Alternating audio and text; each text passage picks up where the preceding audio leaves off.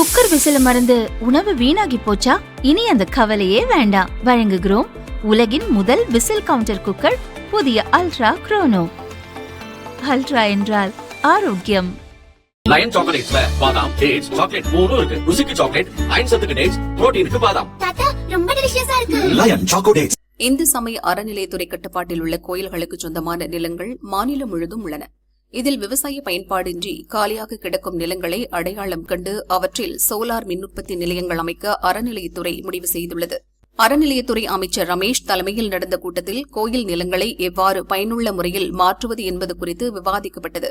அப்போது காலியாக உள்ள நிலங்களில் சோலார் திட்டங்களை செயல்படுத்த அதிகாரப்பூர்வமாக ஒப்புதல் அளிக்கப்பட்டது. இதைத் தொடர்ந்து அறநிலையத்துறை ஆணையர் அனைத்து மண்டல இணை ஆணையர்களுக்கும் சுற்றறிக்கை அனுப்பியுள்ளார். அதில் ஒரே இடத்தில் 10 ஏக்கர் அல்லது அதற்கு மேற்பட்ட பரப்பளவில் விவசாய பயன்பாடின்றி காலியாக இருக்கும் கோயில் நிலங்களின் விவரங்களை சேகரித்து அனுப்பி வைக்க வேண்டும் என அறிவுறுத்தப்பட்டுள்ளது. சோலார் சக்தி மூலம் தயாரிக்கப்படும் மின்சாரம் தமிழக மின்சார வாரியத்திற்கு வழங்கப்படும். இதன் மூலம் மின்சார வாரியத்திடமிருந்து கிடைக்கும் தொகை சம்பந்தப்பட்ட கோயில் கணக்கில் சேர்க்கப்படும்.